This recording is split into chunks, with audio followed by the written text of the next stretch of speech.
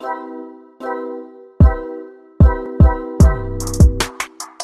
everybody, we back again. Spider-Man fell.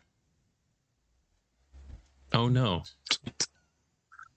I'm Spencer, and of course we have our licensed clinical therapist and plushie enthusiast, Naz.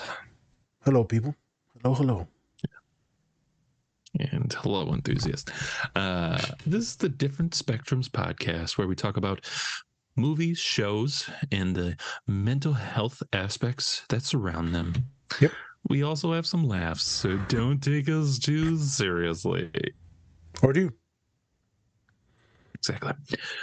Don't forget to run up those likes for us. We'd really appreciate it.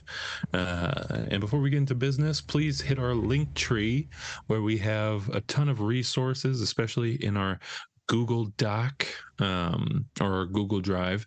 Naz took a lot of time to prepare that. So please check it out. Tons of resources. And if you do check it out, please leave a tip for us. Like I said, took Naz a lot of work to put into that, and Anything else? Yeah, yes, anything helps. $1, that's as low I'm gonna go. All right, just $1. $1. All right, $1. Price is right. All right, so this is part 2 of 3 for Ted Lasso. Since the show is kind of, well, it's coming to an end, haven't seen it yet, so no one spoil it. Since it's coming to an end, we wanted to really kind of deep dive into Ted Lasso, and all the different characters that we want to really break down. For the last one, we mainly talked about Ted's panic attacks. Now, this time around, we're going to be talking about Ted and his father, or the father issues that he has around him. Yep. Right. And so we're going to be taking a look at 3 scenes. One talking about Ted actually telling his therapist about his dad killing himself. And then we're going to be taking a deep dive into the therapist scene where he's talking to his therapist about his father. And then the third scene about Ted talking to his mom and how he kind of gives her the business. Yeah, it gets interesting, people. Yes, it does. So we're going to be taking a look at those scenes. Naz, anything before we get into it? Yeah. So we're going to check out these 3 scenes. I'm really excited to dive into this. I'm going to try and therapize him as best as I can, and also throw some case studies in like I usually do. Again, shout out to our listeners, right? The biggest cities that pay attention, biggest states or cities is New Jersey, California, LA, Minnesota, Minneapolis, and we're known to staying strong. And then, way down under is Michigan. You're slacking, Michigan. But the people in Detroit, Warren, I appreciate you. People in Detroit, I appreciate you a lot. So let's check out these scenes. Let's have some fun. Remember the resources. They are free on there. Tons of education, worksheets, tons of fun things for self-help. So go ahead, check it out. Work on your stuff. Yes. All right. Let's get into it. Also, before we get into it, what? We have guests coming on for June. And so it's going to be very exciting. Bring new blood Some new blood into here. Yeah. Yes. And then we have barbecue doctors, chicken. we have philanthropists, we have phlebotomists. Batman. Phlebotomists. Jeez. Yeah, we should get somebody on. Like, why did you do this? Why did you make people's minds go to mush? Yep. So we have a ton of awesome people that are going to come on. We have some Instagram folks too. Some fellow neurodivergent folks that are going to hop on. So it should be really exciting month of June. Yes. Yeah. All right. Let's get into it. Whoop, whoop. Booty whoop. Commercial break. 2 of them. Sponsored by potatoes. Any brand or just potatoes? No, just potatoes. Not even Idaho potatoes, just random ass potatoes. You get 1 potato. Hey, you know those potatoes you grew in your garden? Sponsored. That's about a potato from your garden. Those motherfuckers. Okay.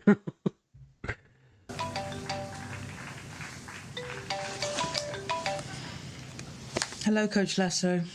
Sorry about the loss. Oh, and thank you for the new bicycle.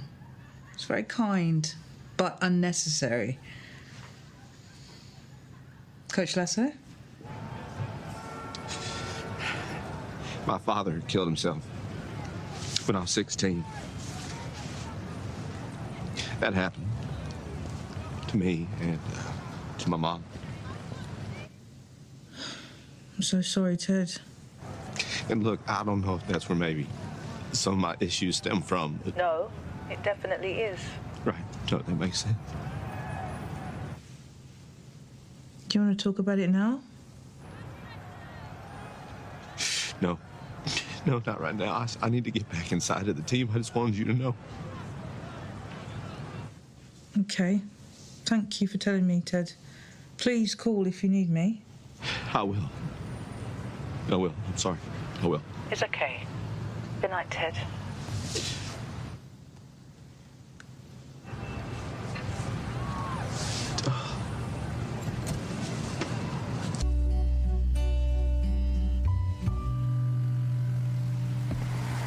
How you feeling, Ted?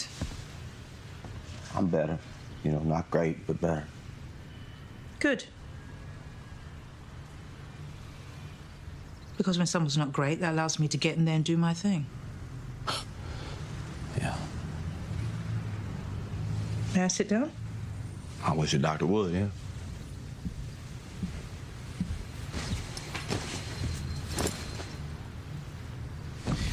You want something to drink? A cup of tea or something?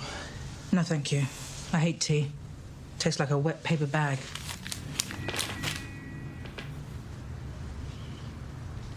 I'll tell you anything.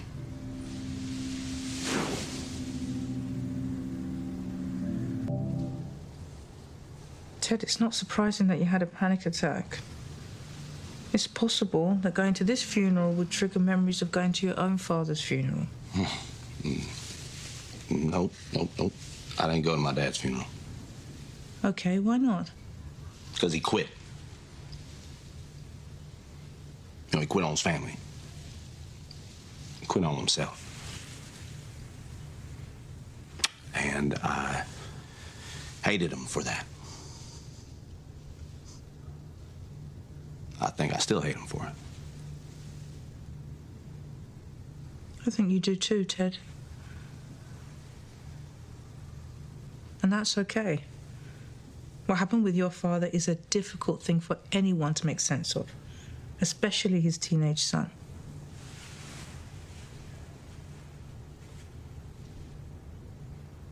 Do you agree? Okay. Okay, good. Why don't you share with me what happened?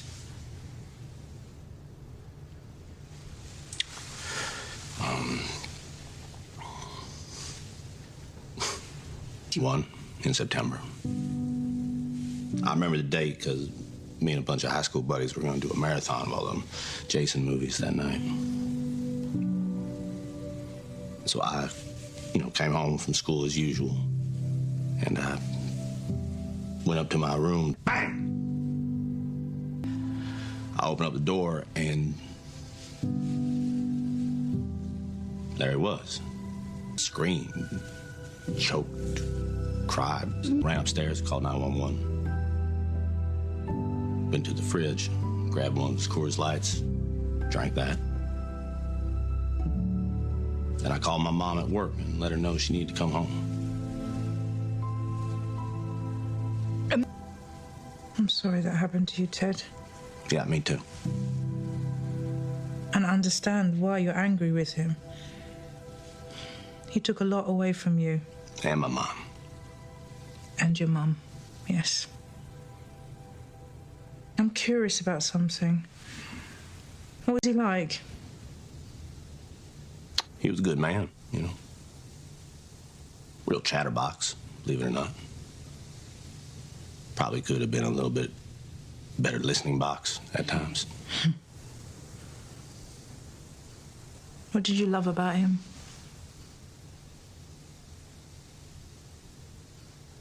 Why? You told me what you hate about him. I'd love to hear something you remember that made you feel good.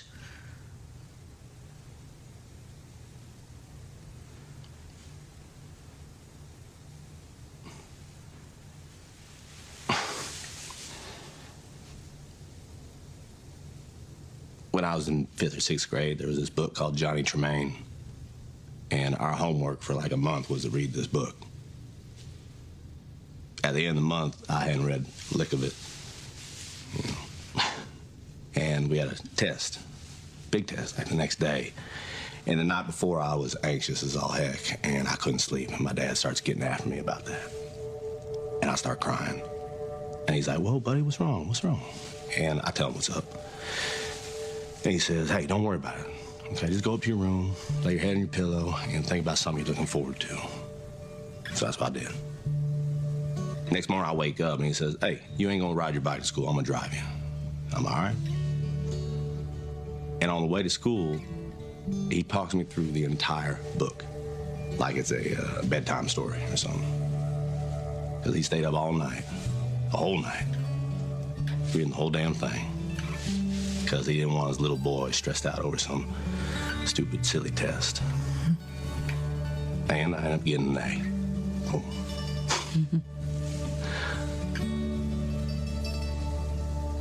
He was a good dad. And I don't think he knew that.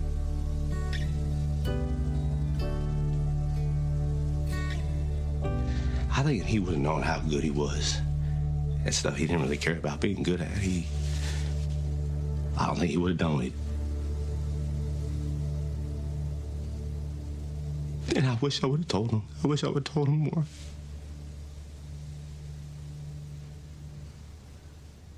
I was just so angry at him. Because he was always gone at work and just out with friends or something like that. And then he was gone.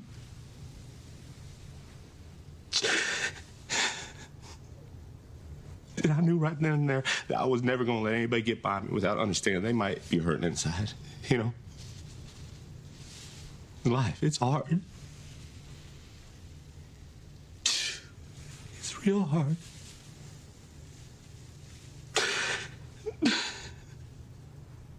Thank you, Ted.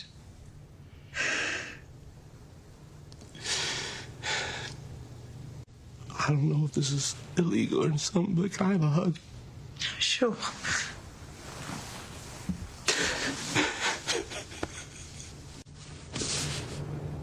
It's okay. Are you going to charge me for this session? Of course I am. Okay. For the house call. I appreciate your integrity. You're welcome. Yeah, okay. Hey, congratulations on your big win. I didn't know if you'd be in the mood for meatloaf or lasagna, so I made both.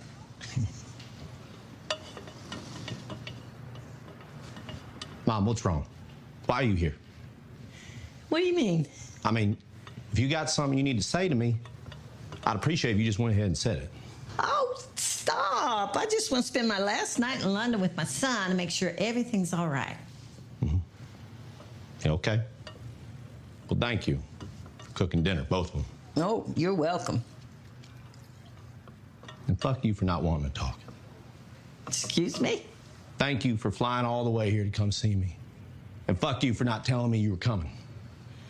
Thank you for all the small, silly little things you did for me as a kid, you know, like hiding notes in my lunchbox or putting googly eyes on the fruit at the supermarket just to make me laugh. And fuck you for not working on yourself or seeking help after we lost Dad. And for not talking to me about it either. Just glossing over the whole thing and acting like everything was all right. I'm sorry. Mm-hmm. I didn't know what to do, Ted, so I pretended I was okay. Okay. Well, thank you for the apology.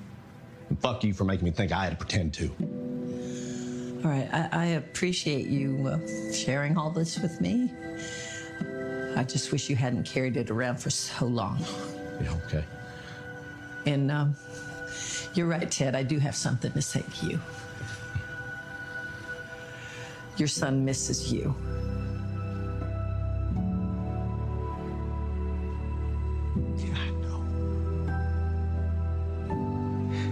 autism too.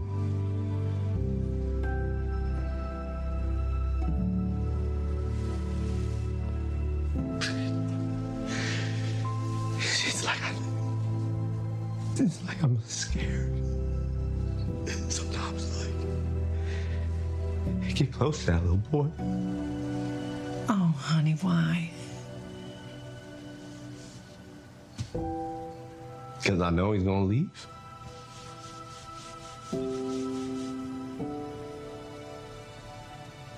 Oh, God. No, no, no, no. You know, all right, that is the thing about being a parent. Sometimes you lose, and sometimes you win, but most of the time you just tie. All we can do is keep playing.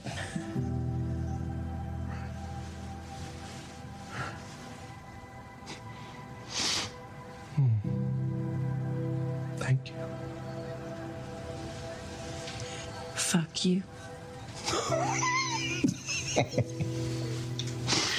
Oh my goodness. I'm sorry about that.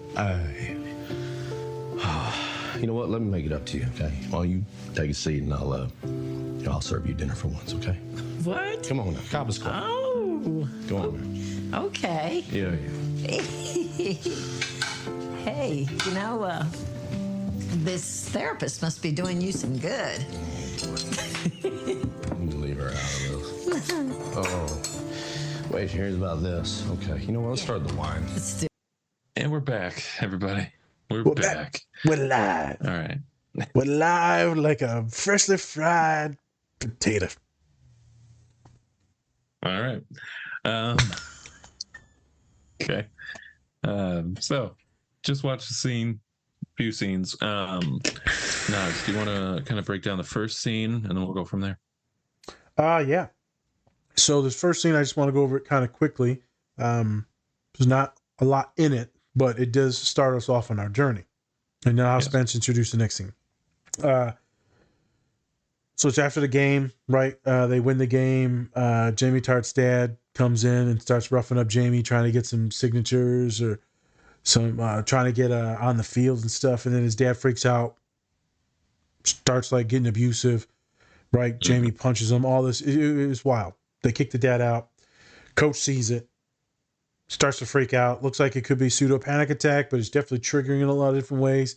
Makes him think about fathers, his son, makes him think about a lot of different things. He leaves, calls a therapist. He's like, hey, so my dad killed himself. That's why I've been holding back. That's what's going on with me. I just thought you should know that. She says, thank you for telling me that. I'm so sorry that happened to you. He cries. Then he goes back into his players. Why did I pick that scene? Because that was the episode where she starts it off with, this guy's stubborn and I don't know how to work on him and he won't let me in, and he uses his laughter and his humor to push people away and keep others away, but they're happy, right? It's a defense mechanism based on some type of trauma that she doesn't know how to get through. And then her therapist or her mentor or supervisor is like, oh, it sounds like someone I know, making fun of her. So she gives him a little bit of her world after she gets in a car accident. She gets hit by a car. She cracks and gives him a little bit. She not confides, but self-disclosure, we call it. A lot of therapists do not agree with self-disclosure. They're more stoic and reserved. To me, I've been trained, if it can help the individual, then you can disclose some things, long as it's on their track, long as it's about them and not like them talking about you or feeling bad for you. So it's a very powerful moment because that's the scene where he finally shows vulnerability. And that's when now the work can be done, because now you've admitted there's an issue to a therapist. Well, now we can work on some shit. So that was episode 8, season 2. Yes. Episode 10 is what we're getting ready to get into. And that's where we're going to do the heavy lifting. And then we'll do season 3 in a second here. All right. Yes. So let's break down the context of what the hell just happened and what led us to that second scene there. Yeah. So we find out that Rebecca's father dies, and Ted was going to go to the funeral at first, but then he started thinking about, I think he had another panic attack, and I was kind of like, I don't know if I should go to this. Come to find out, he calls his therapist. She comes over, and we find out that he actually didn't even go to his own father's funeral, right? And so, and especially since him and Rebecca are dealing with father issues, we see a few times where they kind of cut back and forth in the scene, where they're talking about a moment that really defined, their fathers to them to that point. Because Ted walked in on his dad after he killed himself, and he seemed to be very calm about it. Yes. Or how he kind of talks through. He seems to be calm when he saw it. Went in the fridge, drank one of his Bud Lights, called his mom, called the ambulance. Kind of interesting way to go. Maybe he just like really compartmentalize. Was it Compartmentalize. It's so hard. It's so hard. Compartmentalize. Yeah. He He really packed it down. We'll say that. Yeah. He really packed it down. Packed in deep, and then so they're kind of talking through it and kind of what happened, right? And then Rebecca talks about how she walked in on her father sleeping with another woman and cheating. But at this point, like you said, he wasn't really opening up at all. He would kind of have his defense mechanism, making people laugh. But then we also see at a point when she's not really taking that anymore, he kind of gets frustrated with her, especially when she says that she's going to leave, right? And so I think this is a great scene, especially for her. Like, she's really listening and making sure to ask the right questions. I also love the fact that she talked about, like, she made him say something good about her father, or about his father, because obviously he was really had a really negative light on his father. Thought he was a coward, thought he was just running away. And then we can also see that where with Ted, about how he's with his son, right? He's really afraid to lose him, he's afraid that if he quits, then he's going to be just like his dad and, be a quitter for everything, right? And maybe he would even take his own life. I think that's what he was kind of going for personally. So like, if he quit being the coach for the team, then he's not only quitting on that team, but then he's just quitting on everything in general. That's how I kind of see it. But yeah, so that's kind of the gist of it. Naz, what did you think of this scene? What do you think? Most powerful parts, therapeutically powerful, is when she changes the vibe. Right. To talk about the good stuff, because that was a change. And he's like, why are we going to talk about that? Well, you told me all the things that you hate about him, and we definitely dislike him. What were some of the good things that you liked? And then he tells a magnificent story about how his dad made him feel and helped him for that exam. And he said, I didn't tell my dad enough how much I loved him, but he was just always so busy and with friends, and I just didn't get enough time with him. And what we know from earlier in the season, I think it's this season, or it might have been the prior one. No, it's this one. It's when the dude, the Rupert, he buys back some of the team, and they're at the pub playing darts. Yeah. And he said, I was with my dad, and he beats him in darts. I played darts with my dad every Sunday for a couple hours from 10 to 16. I assume his dad took his life around that 16-ish age. Yeah, he said that he passed when he was 16. So. There you go. So 16. So he was with his dad a lot. Dad meant a lot to him. Obviously, very tragic that it was discontinued. Everything just stopped. Very powerful part is the beginning. I mean, my God, you walk into the house and you just hear a gun go off. Yeah, It's pretty twisted. Pretty terrifying. Yeah. I work with a lot of clients. I've had clients with a lot of death in the family, cancer, accidents. I do not think I've had any by suicide. I don't. Most of it has been health concerns or accidents, or murder. Had some with murder. But I haven't had any with suicide, so that's an even tougher pill to swallow. So it's very traumatic for him to go through. And the therapist, she's doing good. She's validating. She's listening. You know, she's being empathetic and kind and soft, but she's also a hard ass, and she keeps you on your shit. And she vibes with him on certain things about tea, right? Because they hate tea and they think it tastes like dog water or a trash bag. I would tell you anything. Anything. I love with Ted, his personality changes from serious to the act. Like there's a normal Ted that's like always acting and bubbly and full of shit. And then there's like the normal him, which is actually just kind of like a little depressed, a little anxious. Do you think you think he's just kind of acting when he does that? Or do you think like that's a genuine thing? I think that he wants his personality to be genuine, and maybe that is the genuine personality, the bubbliness, but it was created out of a trauma response to make sure that no one ever, so that's the next biggest point, is to make sure that no one ever felt like that. So that's when I cried during the episode. So is it genuine? Yes and no, because technically he's doing it to make others feel well, but he does it so much now it has become him. Yeah. And I would say like that just for him, like he said, like living's tough. Like it's tough. Right. And so even if like it is put on, that dude's put it in a lot of work to not be, you know, not negative, but, you know, not to be just down about everything, right? And to kind of have that bubbly personality. That takes a lot of effort, a lot of energy to do that. Completely opposite. He did a 180 and went the opposite direction of his dad. So I'm going to try and keep some things in order. So it's the things that he has in common with his father. Chatterbox, right? They talked about him being chatterbox. They talked about him being upbeat and having a lot of people.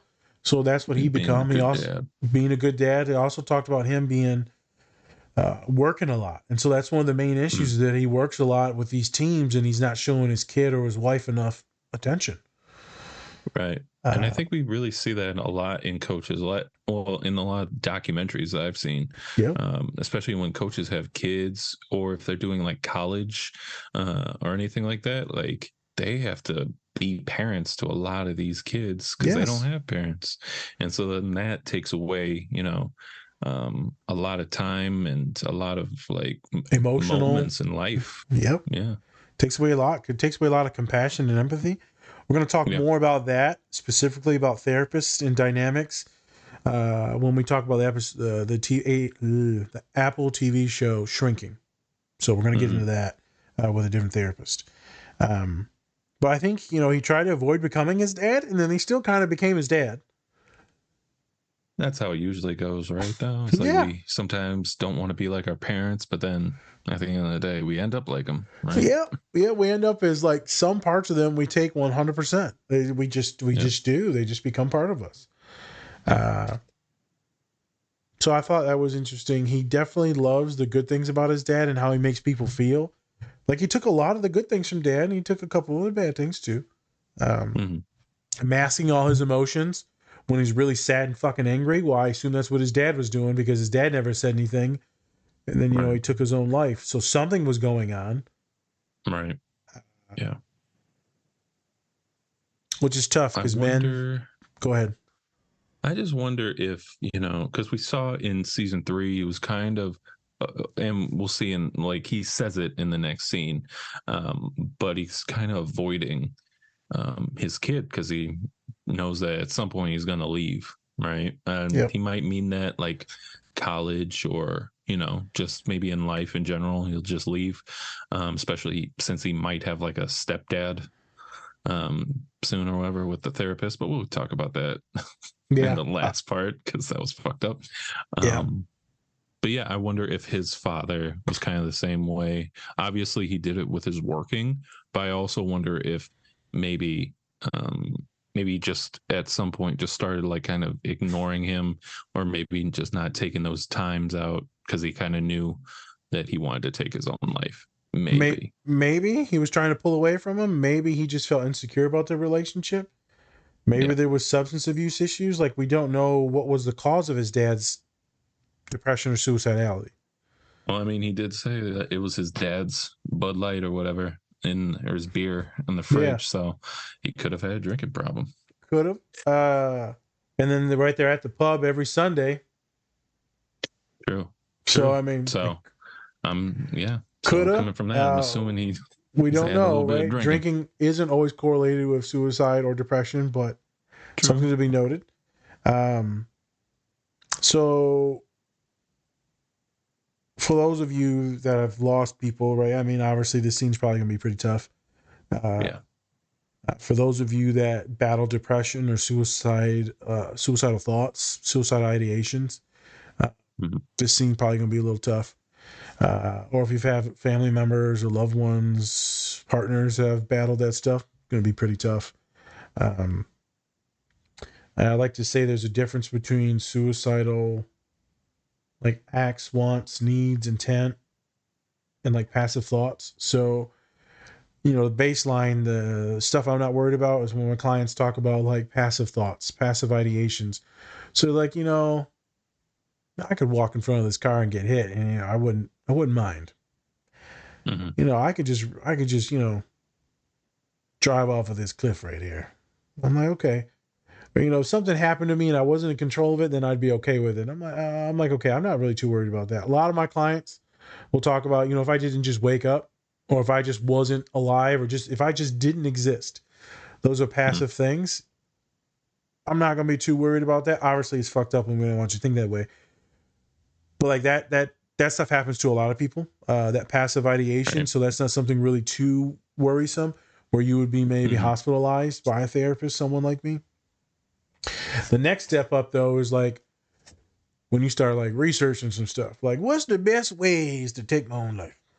And then you tell me as a therapist, now there's a plan. Now there's research. Now there's intent. If you say that, Nas, I had a visual. So if you start visualizing on ways on how you may do some things, now it's went from the passive stuff to a little bit more intentful, to where it could happen. If you can't promise me that it won't happen, starts to get a little sus. I mean, I've had clients have visuals like, yeah, Nas, trigger warning for the rest of this conversation on the scene.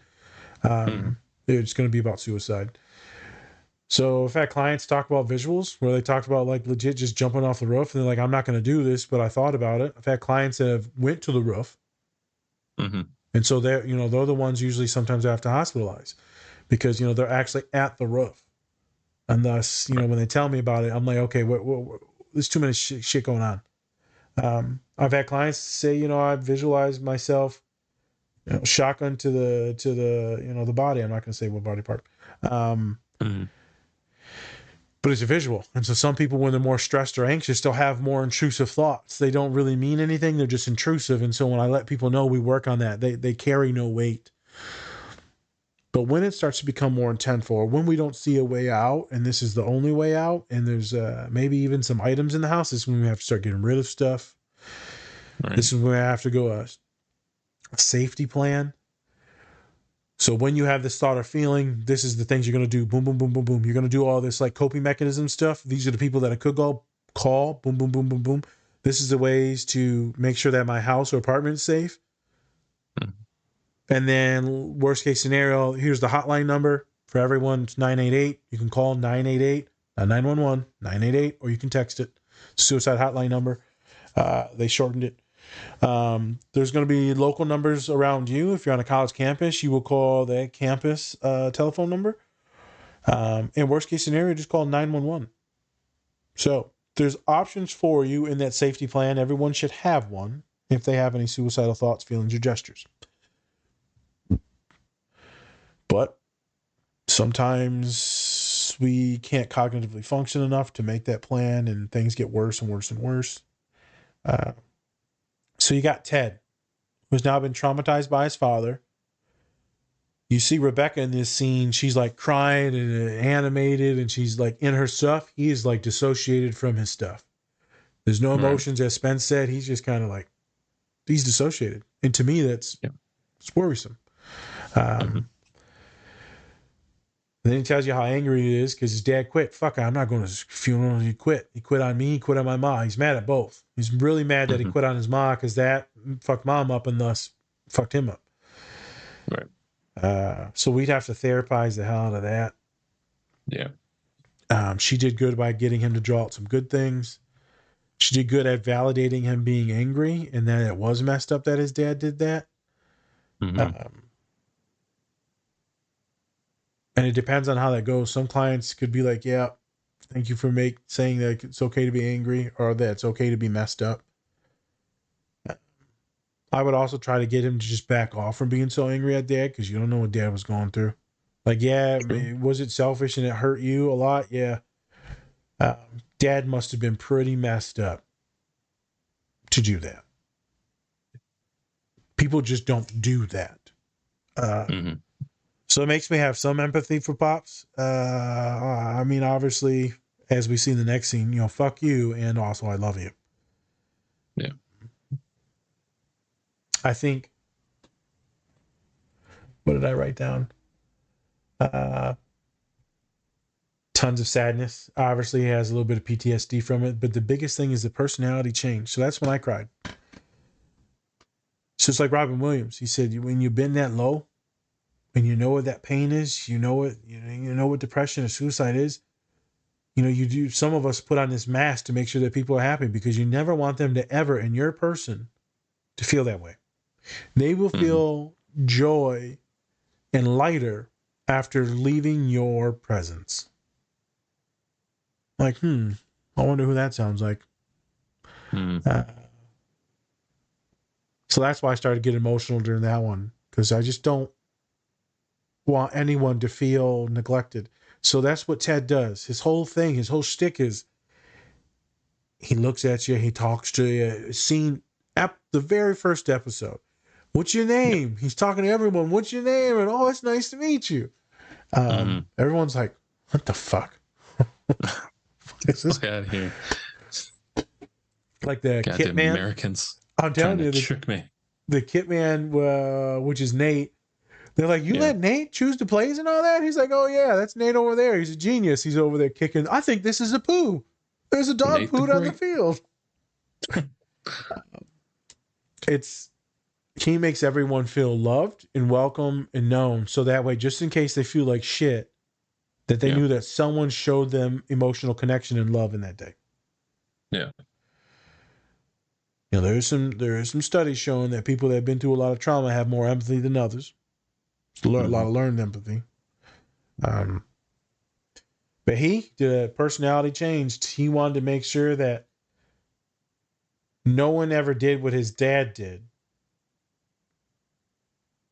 So what he did is put on this mask and he put on this clown face and he made people happy, even though he was super fucking sad and he saw his mom was sad and miserable.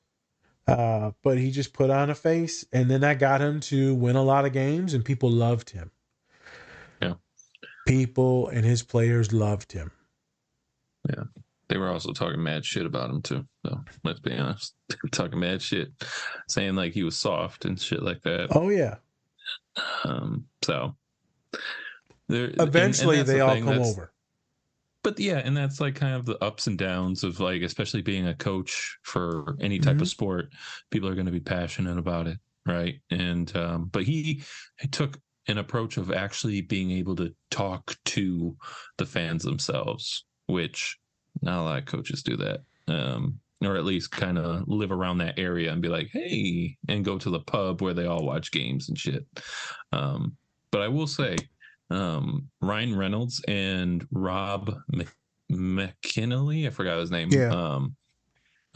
They actually own a team called Wrexham, and they actually did that. They actually went there, and then they started talking to like all the locals and making sure that since the team is like a community-based team, it's like got to make sure that they're happy in order to make sure everyone else is happy. So I kind of like how they sprinkled that into there.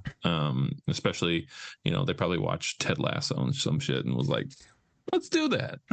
Yeah, I'm sure they did. It's funny because Jamie Tart, the actor that plays him, he said that technically the show isn't that well known in Europe.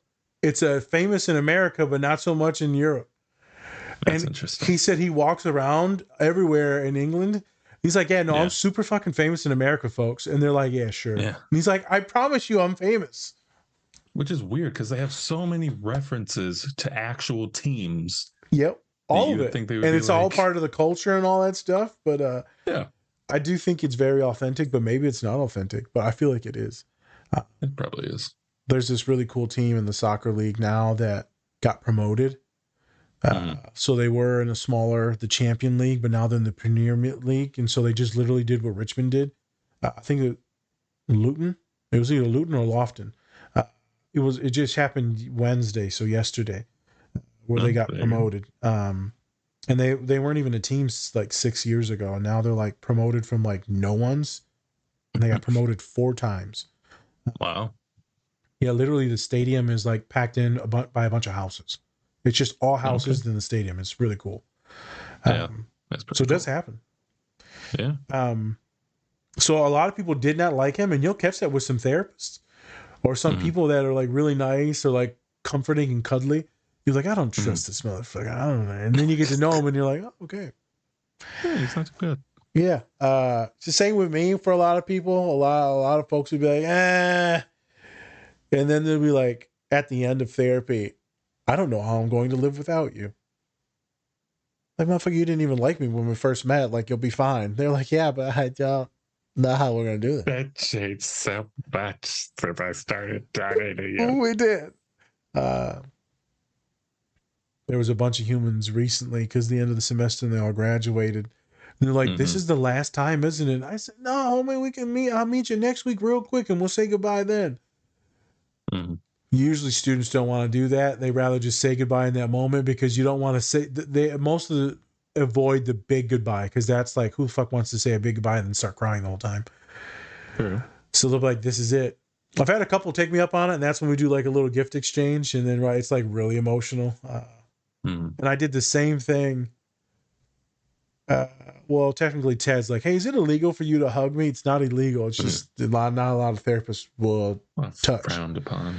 Yeah. Because you don't want to get into trouble or anything misinterpreted, right? Misunderstood. A lot of gender stuff in that too.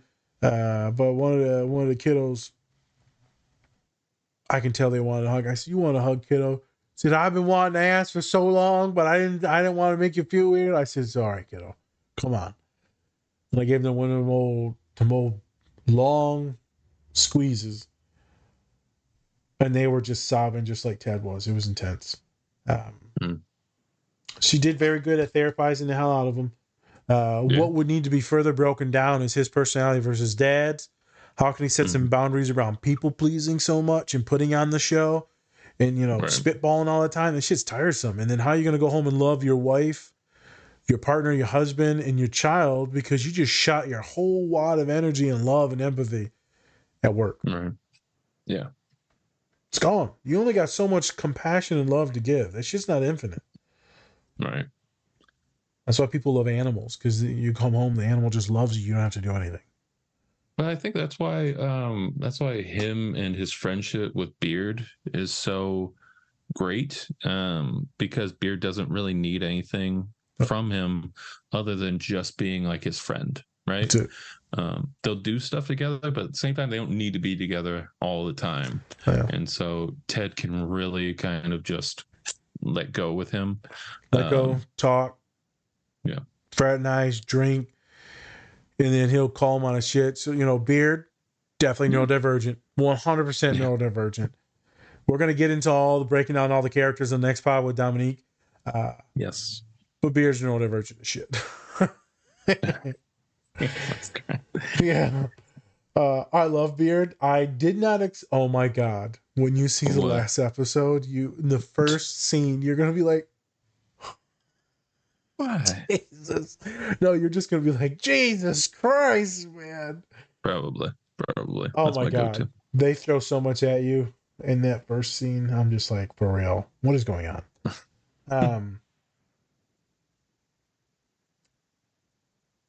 Well, I'm just scanning my notes here, people. So a lot of people that deal with death, 1 to 2 months. I think that normals, they work with me 1 to 2 months, and then they can start feeling like more normal.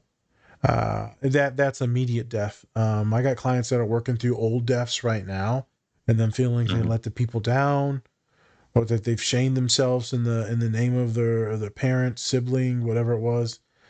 So we work through that stuff. We do a lot of journaling and dialoguing back and forth to work through that trauma, or to talk to their loved ones that have passed. But specifically, this is him being mad at his dad. So I would definitely have him have some conversations with his dad, man, and let some of that stuff out. And the thing is if you blame yourself, like, how did I not know? Then that's what happens with a lot of people that do suicide attempts, and their friends come in to see me because they're traumatized. They're like, how did I not know? I said, you don't fucking know, man. People are good at hiding it. They didn't want Especially you to know parents. it. Yeah, they hide it. To protect you, and people just don't always just come out and say those things. So if you don't know, or you didn't catch it, or you didn't see the signs, don't blame yourself. It's not on you. It's the biggest thing I try to tell my clients when something like this happens. It's not on you. It is not on you, but I should have known he was going through it. How would you should have known? Yeah, like that makes factually, well, I'm just so selfish. No, you live in your own life. They live their own life. Maybe you missed out on some subtle cues, but it's not up to you to be picking on subtle cues that someone's going to take their own life. That's not up to you. No, it's not something that I think daily, like, oh, let me make sure, like, my best friend is not thinking about taking their own life. No, we're talking about string cheese. I'm not reading any more to this discussion other than string cheese. Right. And then you also don't want to like push them away by like constantly asking them like certain questions and stuff like that.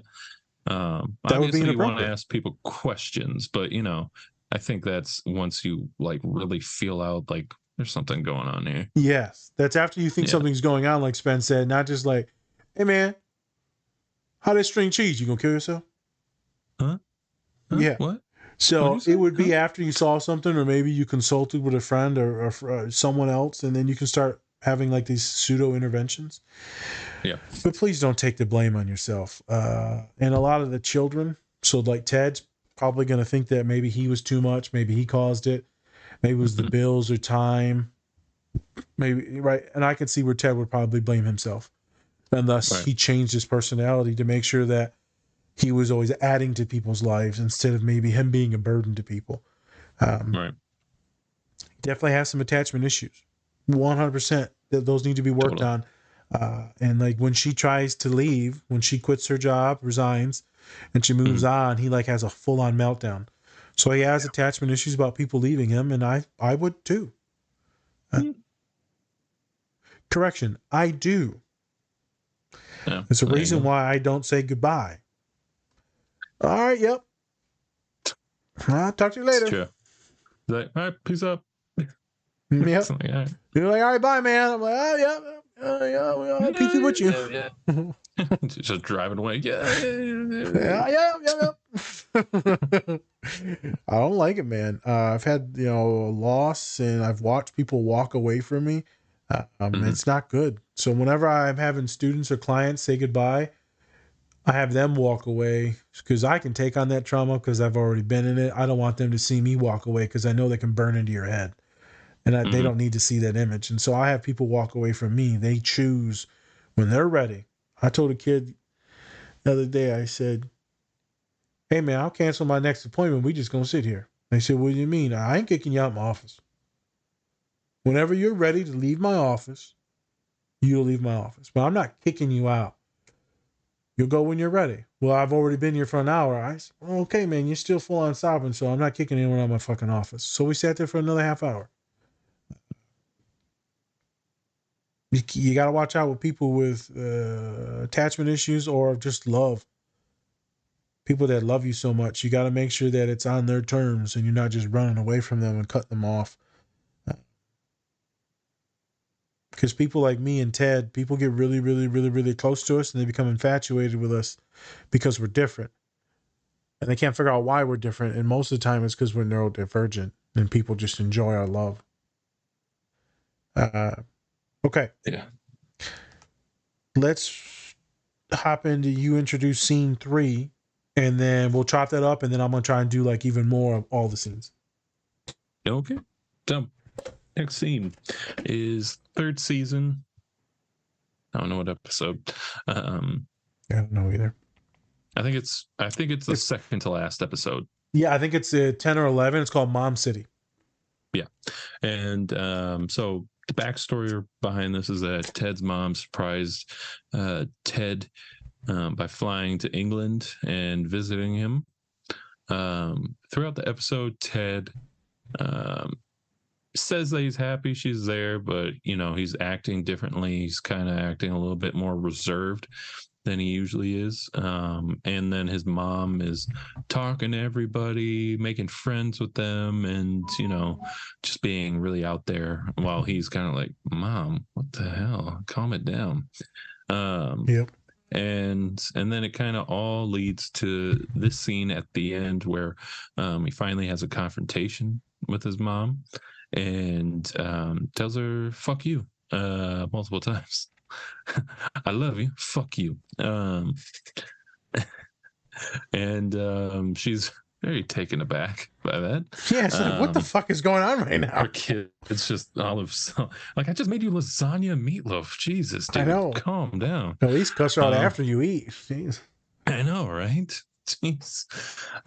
So, and then he's kind of telling her the issues that, that she did a lot of good things, but at the same time, she was acted like nothing really happened after Ted's dad died or killed himself. And so now he's kind of really letting all of that out. And you could probably tell that from the beginning, since he saw her, he, knew that he couldn't say anything, right? Because you don't want to get your parents upset. And then also, she flew all the way there. You don't want to just make her trip negative, right? Then she kind of tells him that her son misses him, or his son misses him. And that was a big revelation for him. Even though he knew it, I think hearing it from his mom really kind of solidified it, right? Yeah. And then he kind of tells how he's afraid that his son's going to leave. And then they kind of sit down and eat dinner. So he kind of has like all of that kind of like burst of like, fuck you. And then he's like, oh, my bad. Sorry, my bad. Can't wait to tell my therapist about this. So first kind of seeing the scene, I was actually watching it with Dom. Yeah. It's very interesting because it's like I kind of connect with that a little bit. Like, I love my mom, love her to death, but there are just some times where I'm just like, what's going on here? What's happening? Like, sometimes when she's talking, I'm just like, why are we talking about this? Whatever. But then also I would say is like, I kind of relate to the fact of where it was, where he says that she didn't really express anything once, the death occurred, and that she didn't really get help for it, right? Mm-hmm. Kind of relate to that because my mom, her sister died, and, her way of kind of coping with it was going to work. Yep. Which she now says that she regrets that, which is good. But at the same time, my mom's, she's not really gonna see a therapist or anything like that. And that's not really knocking my mom. That's just how she is, she's old school. Different generation. Different generation. And so there are times where, she has kind of broken down and things like that. So it's not like she just puts it under the bridge or anything like that. It's more of, there are some things that kind of like trigger it. Like I've said before, in the first Guardians of the Galaxy, when Quill's mom died, like my mom was sobbing at that scene. Yeah. Because that's how my aunt passed away, and same thing kind of happened with my cousins. Like they screamed the same way. That's what she told me, and so I'm like, Yep. Jesus Christ, can't watch that fucking movie again. Yep. With her. But yeah, and I really kind of I go along with what Ted says a little bit, but then sometimes you do want to be like, fuck you. Just fuck you. For not doing this, for not doing that. But at the same time, you can really see the love that he has for his mom, and just wished she opened up. He just wished she did. So yes, that's what I kind of got from it. What'd you get from it?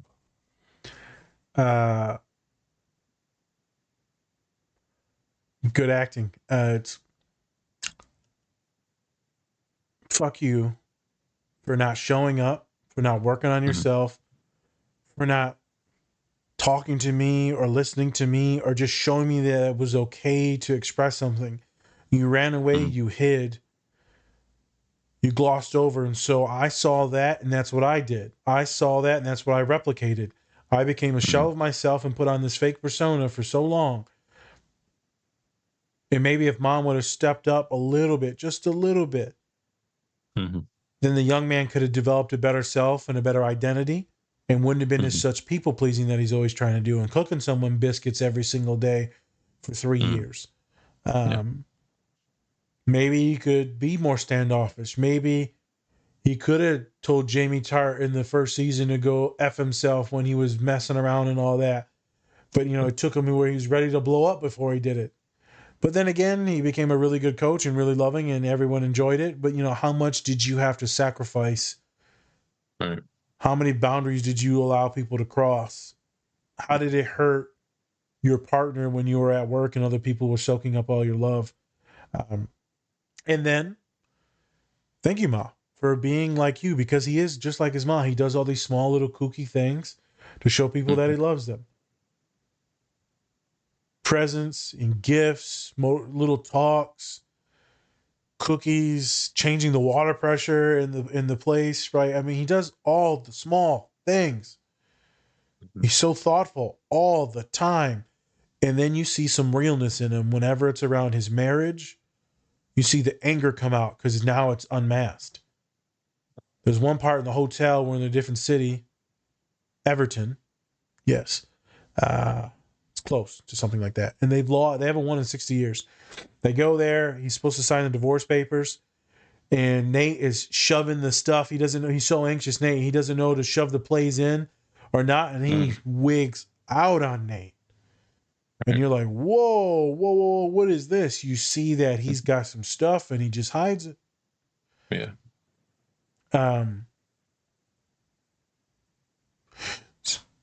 So I see a lot in these movies. They're like, I'm always angry. I'm always angry. I'm not always angry. Me as a person is not. I'm not always angry. I'm mostly just chill. And I can get razzed up really quick. Not as quick as I used to. I get really revved up, razzed up when I feel like I need to protect someone.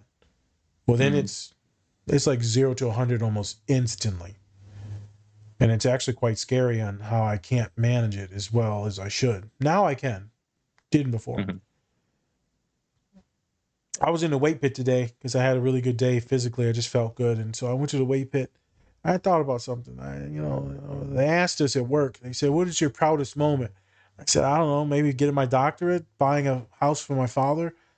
And I think I would change some of those answers. One of them was one of the prouder moments is when my homie was getting married, and his mom doesn't talk much, probably neurodivergent too, because I know my boy is. And she goes, "Thank you for protecting my son all those years in college."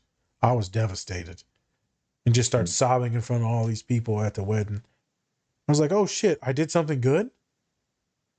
You mean tell me I wasn't a piece of shit and a drunk?" Because I knew what I was doing. I was protecting people, but it came out inappropriately sometimes. So how do I relate this back is, people might have seen me as very angry, but they knew me as like loving. They knew that I would die for most of my friends. Right. Especially when pushed towards protection, because that's when I start to wig out. Ted is somewhat in the same way.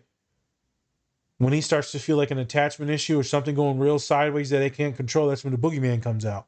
Because otherwise, he's just nothing but love. Like, he is constant, nonstop love.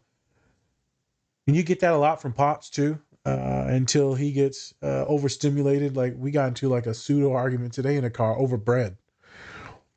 Like, where'd you buy the bread at? I think I bought it here. No, you bought it here. I didn't buy it there. No, you bought it here. I'm like, I'm getting revved up now. I'm about to, like, slam the brakes. Both of you get into your mouths. It's just like, Jesus. Over bread. Yeah. Over where I brought the bread last week. It was so stupid. And, you know, I rarely get my buttons pushed like that. You know what I mean? I thought about this, and I keep forgetting because of my ADHD. I thought about something that Dom said the other day I meant to apologize for. And we was in Toronto, and we were talking about money. And we were talking about how the Canadian coin is worth less or more than the American dollar. And I said, no, the Canadian coin's worth more. My dumb, it's actually worth less. That's why everything costs more there. And I was like, said it somewhat sincerely the second time when we had it. And I was like, yeah, I'm a fucking idiot. I thought about it like literally like 2 days later. I'm like, I need to go back and apologize for this. Of course I never do.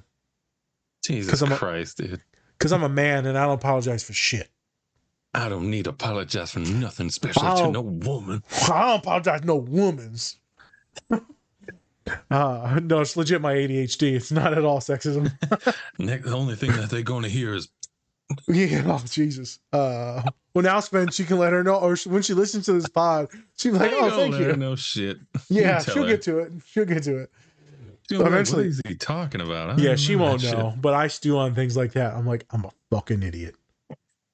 And it wasn't like I was aggressive or anything like that. I normally don't like to speak on things unless I actually know what I'm talking about.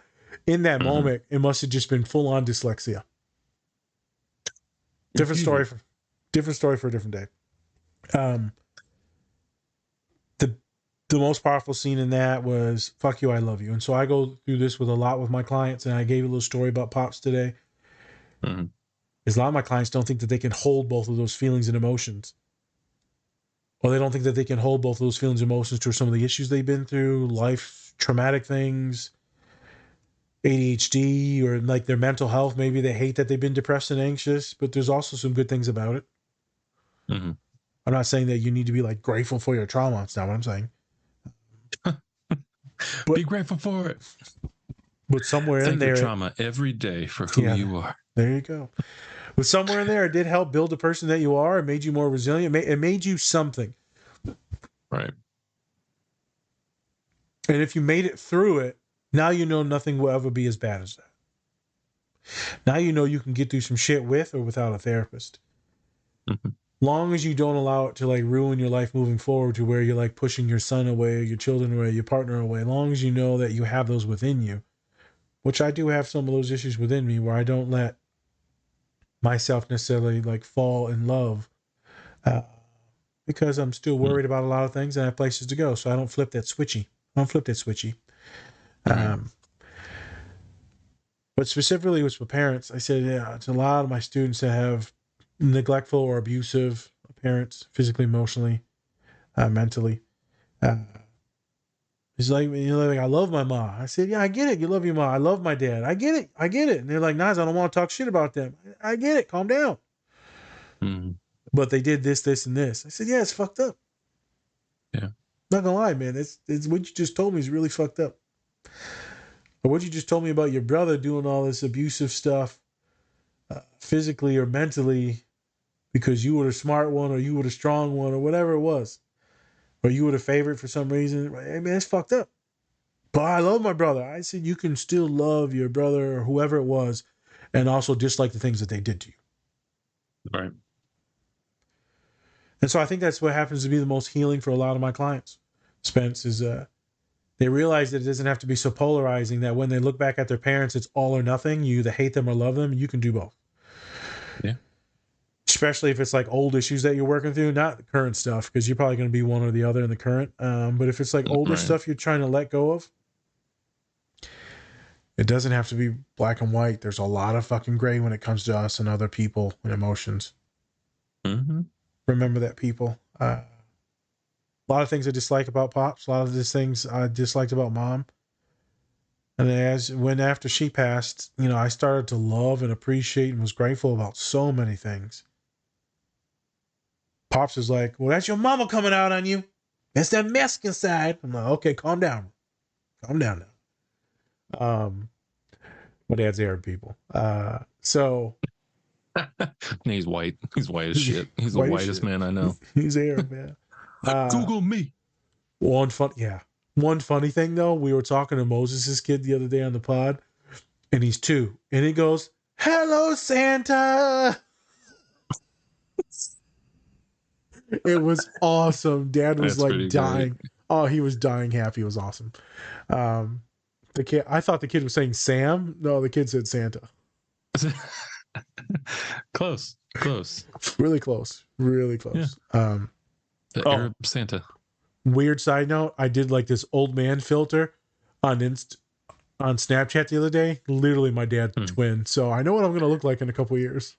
Yeah, you're going to be exact same. What do you mean? You both have like the same bald head right now. Everything. Yeah, it's all the same. But you just need a beard. That's I longer. have my mom's body though. So literally my body and the way it's made and shaped and the knees and all that and the big wide back and all that, it's Mom. Jesus Christ. Got the bosoms too. Sorry. Need a bra. Keep them down. I'm telling you. But hey, soccer players wear bras. So see, as my mom would say, it catches all her food. So she cannot eat anything without spilling it on her chest. Jesus Christ. I'm the same way, man. It's right on the chest instantly. So many routes I want to go with it, but well, I know. Moving on. Don't. But Ma was so fucking tenacious, and I think this is why I kind of like more aggressive, a little bit more mean girls is because of Mom, man. It's. I see a future. I see tenacity. I see power, resilience. I see intelligence. I see when I am weak and wounded, that you will pick up the slack. It's like Rebecca. Boy, I tell you what, sometimes Rebecca on this show. Here we go. Here we go. Jesus Christ. Whenever she gets feisty, that's when I like her more. When she treats Leslie real bad in this show, I'm like, oh yeah, treat her bad, girl. Treat her bad. When she was yelling at fucking at Roy. Get your hairy ass in my office. And you're like, well, hello, Rebecca. I'm like, girl, can you spill some tea on me or what? Make sure it's hot. Yeah. I'm telling you, I got so many good things out of Mom that I reflect on that, and I'm like, oh, no one fucking with me. And if I can't figure out what Dad's stuff that's inside me or Mom's stuff that's inside me, minus some of the toxicity and violence, I'll be solid. I can negotiate or put the fear in God or the wrath of God into anyone with those 2 knuckleheads. I am confident in my abilities because I've watched, and my neurodivergent ass can mimic everything. Random side note. Obviously, people that listen to us know that my mom, before she passed, was a drinker. So I was doing yard work the other day, Spence, and I'm sitting down in the garage because, I'm fat and I'm tired. All right. And my dad, I said, Mom would be proud. He said, I know she would. And I said, you don't even know what I'm talking about. He said, what? I said, the fact that I had 2 shots of tequila and a Red Bull and went back to doing yard work. He said, damn, she would be happy. Yo, mama. Yeah, she'd be so proud. Oh my God, man. She would be so happy. He said, that's my son. Not that my yard looks nice, but that I had 2 shots. I know it's fucked up, but I promise you, it's not me razzing. They're like, she would be so fucking happy. She would make her Long Islands and knock out like 10 hours of yard work, boy. She was, I'm telling you, boy, she was a fucking grinder. And I hated that back then, but now that I'm able to like relax a little bit and I allow myself to drink this last 2 weeks, because I'm like, I don't have to be so fucking wound up and anxious and like always producing. I can just relax. Right. I've been telling my dad I'm turning into Ma. He's been cracking up. I love Ma. As you love your Ma, as you think things that you love about Pops, you got things that you love about other friends or relatives, aunties, uncles. And then there's some things you don't. Yeah. Remember people. You can hold on to both of those emotions and both of them being true at the same time. They don't have to negate each other. I'm staying on this because a lot of you knuckleheads might have never heard this. The two existing competing emotions can live without you trying to prove one to the other. You could hold people accountable. You don't necessarily have to forgive everyone, but you can hold people accountable and then continue to love the good parts. And then if they were hurtful, then you holding them accountable means that they don't get to be in your life until they make more changes. So not necessarily talking about forgiveness here, talking about accountability and making sure that you're regulated. So where we go? In here, I talk about, so this is funny. The ma says, well, damn. She didn't say that. That would have been my ma. Yeah. She goes, well, your therapist must be really good. I don't know what's going on with you, but it's working, honey. And he's like, can't wait to tell her what the fuck just happened today. Jesus Christ. It's like, well, I'm going to tell whatever your therapist named that. Yeah. Like, well, there's a lot of fuck yous. So, yep. Can you imagine? And the funny thing is I have clients, they're like, I have them journal in their note. I have them just write stuff in their phone. And they're like, well, I can't wait to tell Naz about this week. Sometimes it'll be an argument with their partner, panic attack, maybe a proud moment that happened, but it'll be something like they'll literally think of me and like can't wait to tell me. And that brings me so much happiness and joy. Like, I got a whole list of shit. I'm like, let's get in it. And I think all my clients always want me to they'll go through the list and want me to attack every single one in the moment. I'm like, nah, motherfucker. Go through the list and then I'll pick what I want to talk about. I don't want to spend controlling this conversation. I know I want to spend 30 minutes on shoes. Like, when you gonna talk about how your girlfriend just tried to, commit suicide, we should probably spend time on that. Nah, let's talk about the shoes. Yeah. let's talk about shoes. Sometimes I look at clients like, why the fuck didn't you bring this up sooner? Well, you were on a whole tangent. So I just thought that was funny. Mm-hmm. I have moments where I'm like, I can't wait to tell Connor Spencer this. Yeah. Certain moments with clients, I'd be like, hey man, I've been meaning to tell you this for a while. And they're like, what's up? Because they've changed the place where they sit. And I said, you don't sit by the window anymore. You sit over by the kitchen or something like that. I said, so we talked about some other things, how they don't like via Zoom because they're paying attention to themselves and they're judging and all that themselves. And but it adds a lot. It adds a lot of emotional intimacy to therapy and a lot of things I can pick up on and laugh about. I said, I always enjoyed having you sit over there because sometimes the light will hit your eyes in a certain way and they glow and it's the fucking most beautiful thing there is, kid, and it's awesome. And they got all perked up and they said, I can turn the light on. And I said, don't worry about turning the light on, kid. I bring these things up because I'll have things that I want to talk about. Or just will be the most random things where I'll be like, I thought about you this week. And they'll be like, what, you did? And I was telling someone to start crocheting. Then I thought about how you crocheted and your OCD as fuck. And you gave up because there was one line wrong. She's like, I hate that fucking crochet thing. It's still sitting in the corner judging me. I use other people's stories to help others. Obviously, you omit names. But sometimes you don't need me, the therapist. You need someone else's words that I've heard. It's not always me. Right. I wrote it in an email the other day to a kid. I said, in that moment, this person needed your words, not mine. You said this statement to me maybe 3-4 months ago. You made this person stop having a panic attack, maybe not have suicidal ideations and thoughts. I thought you should know that you made someone happy. I thought you should know that I told her that I would send you this email that you made her happy, and thus it would make you happy unless it made her happy. Spider-Man's gone. She sent me an email back probably a week later. He said, thank you. She said, I didn't cry through your email. And as soon as you said she needed your words, not mine, I started sobbing. I said, I know. I cried a little bit too when I wrote that sentence. I got you. I got you. Got you. You never know how your thing's going to affect someone in the future. So I get why Ted is so good, man. Right. I get it. And that's the reason why I try to love so hard with students. That's the reason why I tell my boys, I love you. Especially some of the ones that don't like to say it. I'm thinking about my boy in Detroit. I'm like, yeah, man, get out of here, man. I'm like, you gonna give me a hug, just a little guy. And I just hug him, pick him up, squeeze him. He hates it. Come here, little man. Let me give you a little. Yeah. You just swing him around the room. I'm telling you, I do. He's like 5 foot tall. Really make him feel it. Yeah, I'll make him feel it. He hates me for it. Remember what your mama said? I protected you. Now you go hug me, motherfucker. Yeah. And one of the last statements I got here.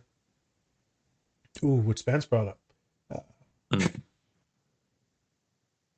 I think the way this could affect you is that it could make a lot of my clients feel like they're not enough. That's what it's going to make it feel like, man. Your father, your parent, your loved one, your partner, whatever, they took their own life, and thus you're going to maybe put it on you that you weren't enough for them to stay around. They didn't love you enough to make a choice to stay around or to work on themselves. I know I may have felt many of those feelings towards issues that I've dealt with in my life with both parents. Everyone says they love you, but you could have made better choices. And you decided to make the wrong choices, knowing that it would take you away, or knowing that the alcohol would take you away, knowing that this would take you away. So you say these words, but where was the meaning back then? And so I've had discussions with loved ones and family members about this stuff, and I've worked through those things. But this is different. Right? He lost the person in the moment. There is no discussion. And so all there is I wasn't enough. All there is emptiness. Now, Ted's close to everyone and not close to anyone at the same time. You see how he's doesn't hang out with a lot of people. He hangs out with Beard because the relationship, like you said, but the love isn't just there. It's so interesting. He is avoidant while being extremely attached. He reminds me of me so much. So much. Because if I let myself go too far, then I know that I could be hurt. And I'm not necessarily always worried about being hurt. Because I moved so much, I know that you lose people. And I lost so many people that I know that you lose people. But with Ted specifically, he thinks that his kid's going to leave him. Spence thinks that maybe he's going to go to college. I think that he thinks that he's going to leave him because Ted's going to think that he's a piece of shit himself, or the kid's going to find out he's a piece of shit. Right. And thus he's going to leave because the kid's like, man, fuck this guy. I think Ted has severe insecurity issues that he thinks his son will find out and thus leave. So if he gets close to that boy, now he chances him figuring out that I'm fucking terrible. And now a lot of my people that date, that's the biggest issue. Is what happens if I show them me and they leave? Because they leave if I'm not attractive, or if they don't want to hook up this or that, then that's one thing. If they leave because they actually get to know me and like we're in love, and they're like, yeah, bye. Well, that's fucking terrible. I have clients that are going through that now. I had a client that went through that, and they thought it was completely them, and they're like, Nas, I'm just fucked up and neurodivergent as shit, and I'm too much. Fast forward, months and months and months later, they have a follow-up conversation with that person, as I thought, is that person that had too many issues going on, that had intimacy issues, had nothing to do with my client. Yeah. But those insecurities can fester, especially if you were traumatized from a young age. And the last thing you want to do is fuck up your kid. So how do you not fuck up your kid? You stay away. You stay away. And he sees that his relationship with his wife is deteriorating. And so to give her space and to maybe make sure the kid doesn't see it, you take a job in England. Yeah. So that's why every time Ted has these panic attacks, it's around something that's very father-centric, kid-centric. The first one during the Frozen song, I guarantee you that was a song that he was probably singing with his kid or a show that he was watching with his kid, and it fucked him up. Mm-hmm. It's a kid show, right? It's a kid show. Or it could be like, Let It Go. Maybe thinking of his dad. There it is. Right there. So, yep. Let it go. Letting go of the pain, emotions, thoughts. Maybe letting go and quitting a job. Maybe letting go of his wife that they just officially pretty much divorced. Yeah. So there's a lot of different things that would let it go as we start chopping it up now. Which causes severe anxiety and panic, because if my marriage didn't work out, then maybe I am terrible. Maybe I'm not enough. I didn't think about him being suicidal until you brought that up. There's a very good thought that if things got even worse, that he would have had those intrusive thoughts. Yeah. And that, I think that's been like his whole basis around that kind of fear and stuff. It's like, am I going to get to that point? Because, like we said, it's like his dad, it kind of happened out of nowhere for him, kind of happened out of nowhere. So maybe he thinks like, if I get too stressed, maybe it'll just happen to me. And then, I'm gone. Yep. Remember, folks, difference between passive thoughts, intrusive thoughts, and actual intent, actions, and plans. Everyone should know. If you made it this far on the post, everyone should know. As humans and animals, it's been studied in animals too. As we become more stressed, we become more depressed. As we become more depressed over a long period of time, the less and less and less serotonin that we have, the more intrusive suicidal thoughts that we will have. Doesn't matter what gender, race, sexuality. Does not fucking matter what you are. What you identify as does not matter. When your serotonin depletes, intrusive thoughts will happen. So a lot of my students will be like, I'm so religious and this and that. This goes against everything. I love my life. And that means nothing when you're having a neurochemical imbalance. It means nothing. It will happen. And for some people, it will freak them the fuck out. For some, they'll be okay and they'll move on past it and they won't worry about it anymore. The ones that freak out, it happens again and again and again, because now it's overstimulating and it's also kind of exciting for their brain because they're getting stimulation. And so it's a horrible cycle of like OCD and intrusive thoughts. Ted got a lot of different issues, and people will be like, Ted's awesome, and he is awesome, but he got a lot of different issues. Everyone needs support. Anyone that gives that much love, Spence, you got to get investment from somewhere. He loves to see his athletes succeed, grow, change. I think his wife was obviously one of the main foundations, and things got shady with that. So who is he if he can't love his wife? I would assume he was working too much. If you're working college sports, athletics, you're going to be fucking grinding. Yep. You're going to be grinding. Yeah. You're not going to have a life. No. Anytime I've seen like coaches and they have families too, it's always like they're like, yeah, these are like our sons and stuff. Like you really have to bring in like the players into your family and stuff like that to try and help it, like what's going on a little bit. You can't really separate those lives. You kind of have to blend them together. And so I think he's really done that with his son and stuff like that.